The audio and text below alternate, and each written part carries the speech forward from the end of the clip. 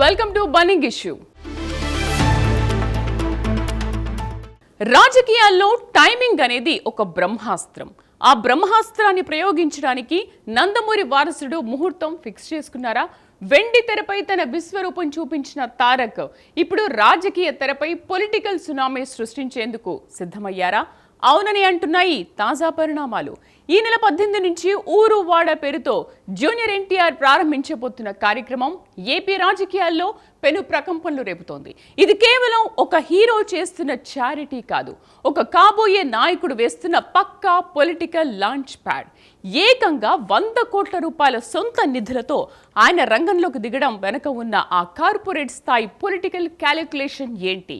రాజకీయాలతో సంబంధం లేదని పైకి చెబుతున్నా తమిళనాడులో సేవా కార్యక్రమాలతో మొదలుపెట్టి ఏకంగా సీఎం పీఠం అధిష్ఠించిన దళపతి విజయ్ ఫార్ములాను తారక్ అప్లై చేస్తున్నారా? అసలు తన తొలి అడుగు కోసం టీడీపీకి కంచుకోట అయిన కోస్తాను కాదని రాయలసీమను ఎందుకు ఎంచుకున్నారు? గతంలో అమిత్ షాతో జరిగిన ఆ సీక్రెట్ భేటీకి ఇప్పటి ఈ 100 కోట్ల ఊరువాడ కార్యక్రమానికి ఉన్న లింక్ ఏంటి? టార్గెట్ 2029గా తారక్ వేస్తున్న ఈ మాస్టర్ స్ట్రోక్ ఏపీతో పాటు తెలంగాణ రాజకీయ ముఖ్య చిత్రాన్ని ఎలా మార్చబోతోంది? ప్రైమ్ 9 బర్నింగ్ ఇష్యూలో ఆ డీప్ అనాలిసిస్ ఇప్పుడు చూద్దాం.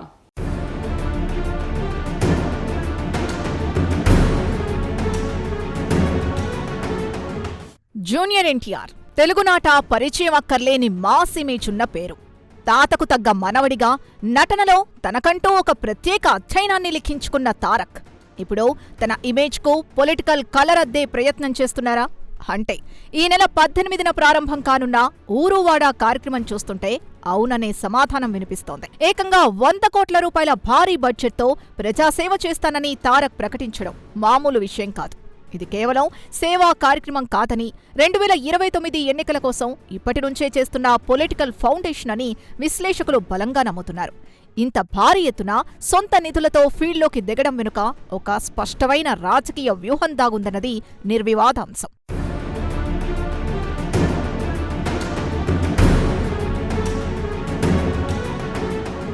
ఇక్కడే మనం ఒక డీప్ ఎనాలిసిస్ చేయాలి.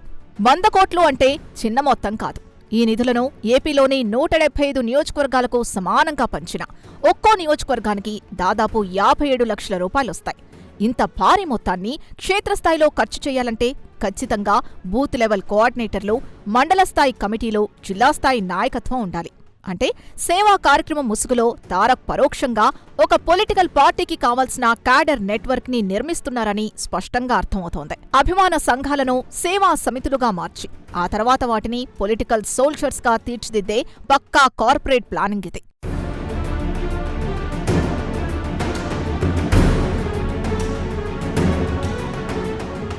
ఈ కార్యక్రమానికి రాజకీయాలకు ఎలాంటి సంబంధం లేదని జూనియర్ ఎన్టీఆర్ టీం ఎంతగా చెబుతున్నా దాన్ని ఎవరూ నమ్మే పరిస్థితిలో లేరు.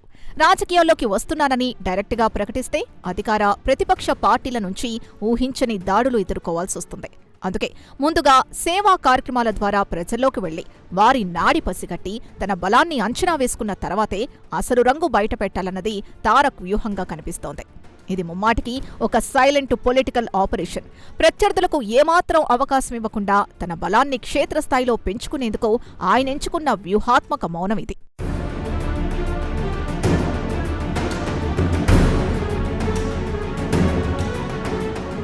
జూనియర్ ఎన్టీఆర్ వేస్తున్న ఈ అడుగుల వెనుక తమిళనాడు సీఎం దళపతి విజయ్ సక్సెస్ ఫార్ములా స్పష్టంగా కనిపిస్తోంది. విజయ్ కూడా డైరెక్ట్గా పార్టీ పెట్టలేదు.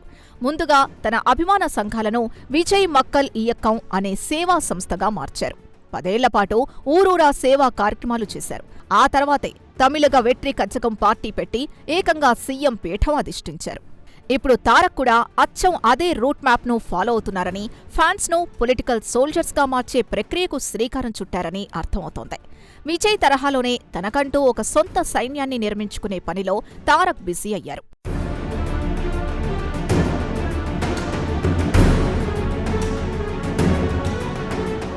అయితే తమిళనాడు రాజకీయాలకు, ఏపీ రాజకీయాలకు చాలా తేడా ఉంది. అక్కడ సినిమా వాళ్లను నెత్తిన పెట్టుకునే సంస్కృతి ఎక్కువ. కానీ ఏపీలో కులాలు, ప్రాంతాలు, బలమైన రాజకీయ పార్టీల పునాదులున్నాయి. అయినా సరే ఎన్టీఆర్కున్న మాస్ ఫాలోయింగ్, ఆయన తాత ఎన్టీఆర్ లెగసీ, దానికి తోడు ఇప్పుడు ఈ 100 కోట్ల సేవా కార్యక్రమం, ఇవన్నీ కలిసొస్తే ఏపీలోనూ అద్భుతాలు సృష్టించవచ్చని ఆయన టీం భావిస్తోంది. కేవలం సినిమా గ్లామర్తోనే కాకుండా ప్రజల కష్టాల్లో పాలు పంచుకునే నాయకుడిగా ఎస్టాబ్లిష్ అయితే ఏపీ ఓటర్లు ఖచ్చితంగా బ్రహ్మరథం పడతారన్నది వారి అంచనా.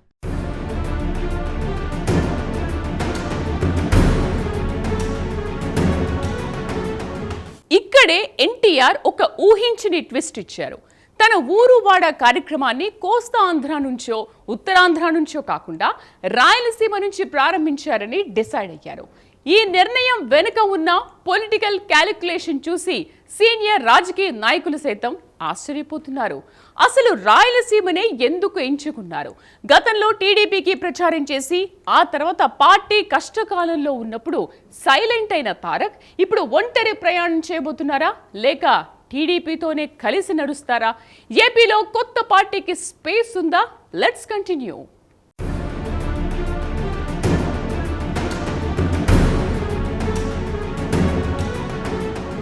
ఊరు వాడా కార్యక్రమాన్ని రాయలసీమ నుంచి ప్రారంభించడం వెనుక ఒక మాస్టర్ స్ట్రోక్ దాగుంది. ఏపీ రాజకీయాల్లో రాయలసీమ ఎప్పుడూ కింగ్ మేకర్.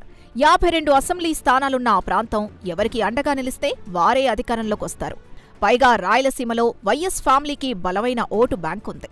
ఆ ఓటు బ్యాంకుకు గండి కొట్టాలంటే అక్కడ్నుంచే తన పోరాటాన్ని ప్రారంభించాలని తారక్ డిసైడ్ అయ్యారు.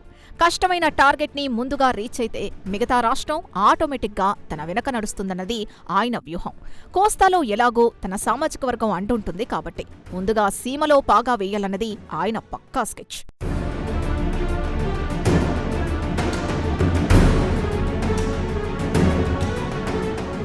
జూనియర్ ఎన్టీఆర్ రాజకీయ ప్రస్థానం గురించి మాట్లాడితే 2009 ఎన్నికలు ఖచ్చితంగా గుర్తుకొస్తాయి. ఆనాడు టీడీపీ తరపున ఆయన చేసిన సుడిగాలి పర్యటనలో ఆయన ప్రసంగాలు ఉమ్మడి రాష్ట్రాన్ని ఊపేశాయి. కానీ ఆ తర్వాత జరిగిన కొన్ని పరిణామాల వల్ల ఆయన టీడీపీకి, రాజకీయాలకు పూర్తిగా దూరమయ్యారు. పార్టీ కష్టకాలంలో ఉన్నప్పుడు, చివరకు చంద్రబాబు అరెస్ట్ అయినప్పుడు కూడా ఆయన ఆశించిన స్థాయిలో స్పందించలేదు. దీనిపై టీడీపీ శ్రేణుల్లో కొంత అసంతృప్తున్నా ఆయన మాస్ ఇమేజ్ ముందు అదంతా చిన్నబోతుందన్నది వాస్తవం. ఆయన సైలెన్స్ వెనుక కూడా ఒక పొలిటికల్ స్ట్రాటజీ ఉందన్నది ఇప్పుడు అర్థమవుతోంది.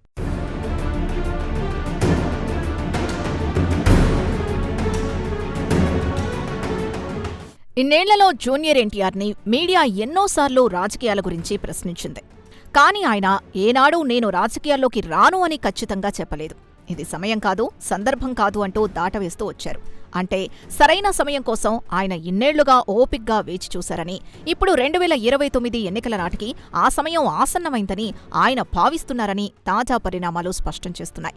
తనకంటూ ఒక స్వతంత్ర ఇమేజ్ క్రియేట్ చేసుకున్న తర్వాతే ఎంట్రీ ఇవ్వాలన్న ఆయన పట్టుదల ఇప్పుడు ఊరువాడ రూపంలో బయటకొస్తోంది.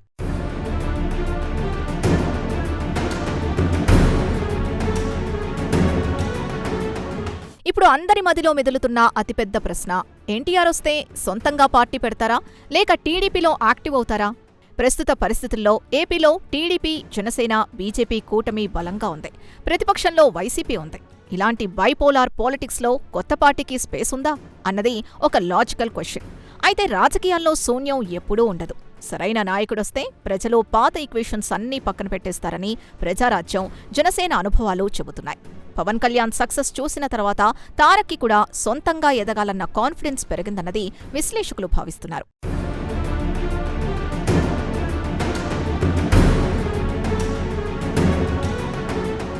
ఎన్టీఆర్ ఆలోచన విధానం చూస్తుంటే ఆయన ఎవరి నీడలోనూ ఎదగాలని కోరుకోవడం లేదని అర్థమవుతోంది. తాత ఎన్టీఆర్ లెగసీ ఆయనకున్నా తనకంటూ ఒక సొంత బ్రాండ్ క్రియేట్ చేసుకోవాలనేది ఆయన తపన. అందుకే 100 కోట్లతో సొంతంగా సేవా కార్యక్రమాలు మొదలుపెట్టారు. ఇది సక్సెస్ అయితే ఆయన ఒంటరిగానే పొలిటికల్ ఎరేనాలోకి ఎంటర్ అయ్యే అవకాశాలు 90% ఉన్నాయని రాజకీయ విశ్లేషకులు అంచనా వేస్తున్నారు. టీడీపీకి ప్రత్యామ్నాయంగా కాకుండా తనకంటూ ఒక కొత్త ఓటు బ్యాంకును క్రియేట్ చేసుకునే దిశగా ఆయన అడుగులు పడుతున్నాయి.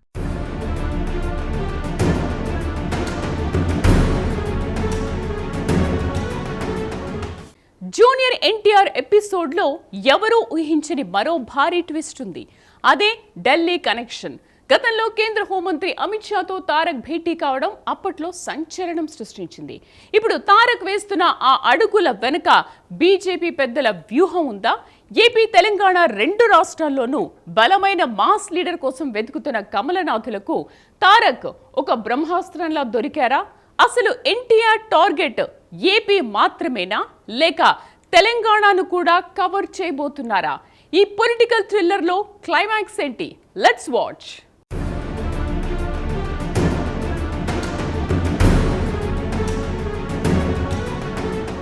2022లో కేంద్ర హోంమంత్రి అమిత్ షా హైదరాబాద్ వచ్చినప్పుడు శంషాబాద్ నోవాటల్లో ప్రత్యేకంగా జూనియర్ ఎన్టీఆర్ను పిలిపించుకొని మాట్లాడారు. అప్పట్లో అది కేవలం సినిమా భేటీ అని కవర్ చేసిన లోపల జరిగింది పక్కా పొలిటికల్ డిస్కషన్ అన్నది ఓపెన్ సీక్రెట్. ఇప్పుడు తారక్ 100 కోట్లతో ఫీల్డ్లోకి దిగుతుంటే ఆనాటి భేటీకి ఇప్పటి పరిణామాలకు ఖచ్చితంగా లింక్ ఉందన్న వాదన బలంగా వినిపిస్తోంది. బీజేపీ జాతీయ నాయకత్వం పరోక్షంగా తారక్కు అండగా నిలుస్తోందా అన్న అనుమానాలు వ్యక్తమవుతున్నాయి. జాతీయ పార్టీ అండగా ఉంటే ప్రాంతీయ పార్టీలను ఢీకొట్టడం సులువవుతుందన్నది తారక్ ఆలోచన కావచ్చు.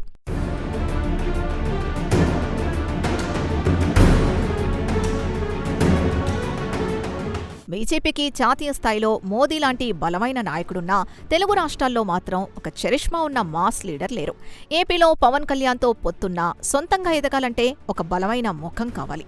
అటు తెలంగాణలోనూ కాంగ్రెస్, బీఆర్ఎస్లను ఢీకొట్టాలంటే మాస్ అప్పీలున్న నాయకుడు అవసరం. ఈ రెండు రాష్ట్రాల్లోనూ ఏకకాలంలో ప్రభావితం చేయగల ఏకైక నాయకుడు జూనియర్ ఎన్టీఆర్ మాత్రమేనని బీజేపీ పెద్దలు బలంగా నమ్ముతున్నారు. అందుకే తారక్ను ముందు పెట్టే వెనక నుంచి చక్రం తిప్పే వ్యూహంలో కమలనాథులున్నారన్న చర్చ పొలిటికల్ సర్కిల్స్లో హాట్ టాపిక్గా మారింది.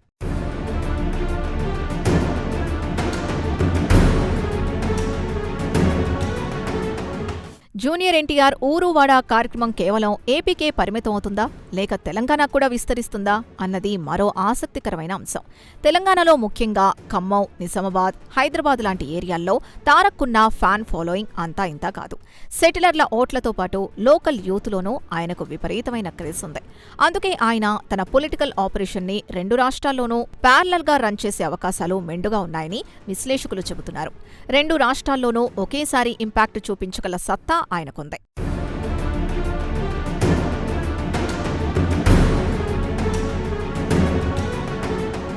రాజకీయాల్లో ఓవర్ నైట్ సక్సెస్ రాదు. ఈ విషయం తారక్కు బాగా తెలుసు. అందుకే 2029 ఎన్నికల్ని టార్గెట్గా పెట్టుకుని సరిగ్గా 3 ఏళ్ల ముందు ఈ సేవా కార్యక్రమాలకు శ్రీకారం చుట్టారు. ఈ 3 ఏళ్లలో ప్రతి ఊరు, ప్రతి వాడా తిరిగి ప్రజల సమస్యలు తెలుసుకుని తన క్యాడర్ను బలోపేతం చేసుకుని ఎన్నికల నాటికి ఒక బలమైన రాజకీయ శక్తిగా ఎదగాలన్నది ఆయన పక్కా ప్లాన్. ఇది ఒక లాంగ్ టర్మ్ పొలిటికల్ ఇన్వెస్ట్మెంట్. హడావుడిగా పార్టీ పెట్టి చేతులు కాల్చుకోవడం కంటే ముందుగా గ్రౌండ్ వర్క్ చేసుకుని పక్కాగా బరిలోకి దిగాలన్నది ఆయన వ్యూహం.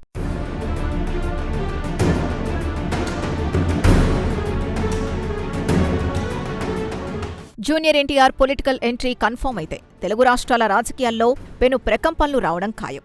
ఏపీలో టీడీపీ, వైసీపీ, జనసేన ఓటు బ్యాంకుల్లో భారీ చీలికలొస్తాయి. ముఖ్యంగా యువత, మహిళా ఓటర్లు ఆయన వైపు మొగ్గు చూపే అవకాశం ఉంది. తెలంగాణలోనూ రాజకీయ సమీకరణాలు పూర్తిగా మారిపోతాయి. ఒకే దెబ్బకు రెండు రాష్ట్రాల రాజకీయాల్ని శాసించగల సత్తా ఉన్న తారక్ తన ఊరువాడ కార్యక్రమంతో ఎలాంటి సునామీ సృష్టించబోతున్నారో చూడాలంటే మరికొద్ది రోజులు ఆగాల్సిందే.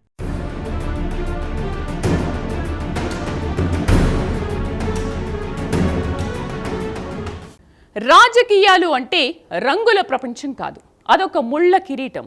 ఈ విషయం తాత ఎన్టీఆర్ జీవితం చూసిన తారక్కు బాగా తెలుసు. అందుకే ఆచితూచి అడుగులు వేస్తున్నారు. 100 కోట్ల రూపాయలతో ఊరువాడ కార్యక్రమం చేపట్టడం అంటే అది కేవలం దాతృత్వం కాదు, ఒక బలమైన రాజకీయ సామ్రాజ్యానికి పునాది రాయి వేయడమే. తమిళనాడులో విజయ్ సక్సెస్ ఫార్ములాను ఢిల్లీ పెద్దల వ్యూహాలను మేళవించి తారక్ ఒక మాస్టర్ మైండ్తో ఫీల్డ్లోకి దిగుతున్నారని స్పష్టమవుతోంది. రాయలసీమ నుంచి మొదలవుతున్న ఈ ప్రస్థానం 2029 నాటికి ఏపీ తెలంగాణ రాజకీయ ముఖ చిత్రాన్ని సమూలంగా మార్చేయడం ఖాయం. టైగర్ వేట మొదలైంది. ఇక తెలుగు రాజకీయాల్లో ఎవరూ ఊహించిన ట్విస్ట్లు చూడ్డానికి ప్రజలు సిద్ధంగా ఉండాల్సిందే.